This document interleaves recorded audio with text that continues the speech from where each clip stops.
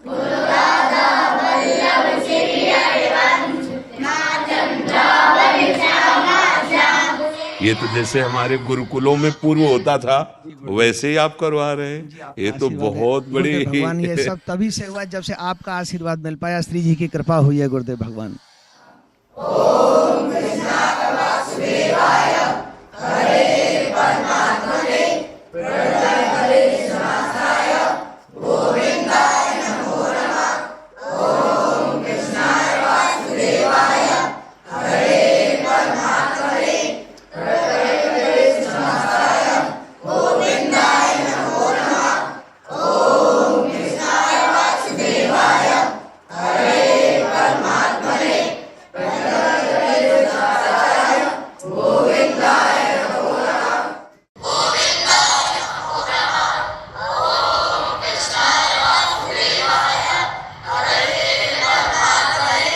ये तो बहुत अमृत में, बहुत अमृत में, बहुत अमृत।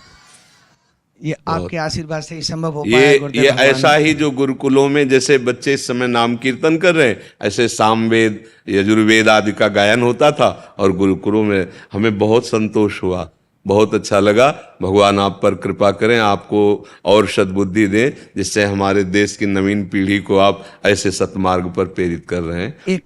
एक अनुरोध गुरुदेव भगवान, जो बच्चे रह गए जी, उनके लिए क्या आदेश है? आप एक बार उनको भी लिवा के लाइएगा, जब आपको समय मिले ना तब आप उनको लिवा के। आज हम चाहते हैं कि हमारे देश के बच्चे सुधरे, हम आपको बार बार प्रणाम करते हैं कि जो हम चाह रहे हैं वो आप करवा रहे हैं बच्चों से। सदगुरुदेव भगवान आपका आशीर्वाद, बिना आपके आशीर्वाद कुछ नहीं। अच्छा, आप लोग और कुछ बात तो नहीं करना चाहते?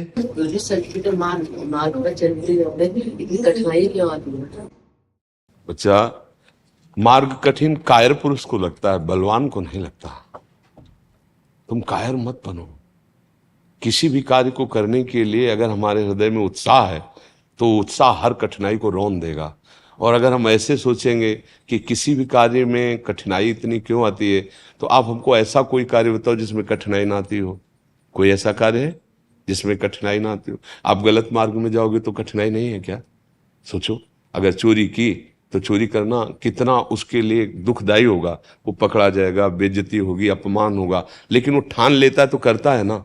तो जो असत मार्ग में जाते हैं तो क्या उनको कठिनाई नहीं पड़ती क्या? तो सत मार्ग में चलने के लिए, धर्म मार्ग में चलने के लिए अगर कठिनता मिल रही है तो हमको बलवान बनाने के लिए रखा जाता है। देखो, स्कूल में फर्स्ट कौन आता है? जो बहुत पढ़ाई करता है। आर्मी में कौन अच्छा कमांडो बनता है? जो अच्छी दौड़, अच्छी कूद कर लेता है। तो इसको कठिनाई नहीं, इसको योग्यता समझते हैं। हमारे सामने जो कठिनाई रखी जाती है, हमें योग्य बनाने के लिए रखा जाता है। समझ रहे ना आप? धन्यवाद। बहुत सुंदर, बहुत सुंदर। ऐसी सद्भावना विशेष रूप से बच्चों में फैले। हाँ, बहुत सुंदर।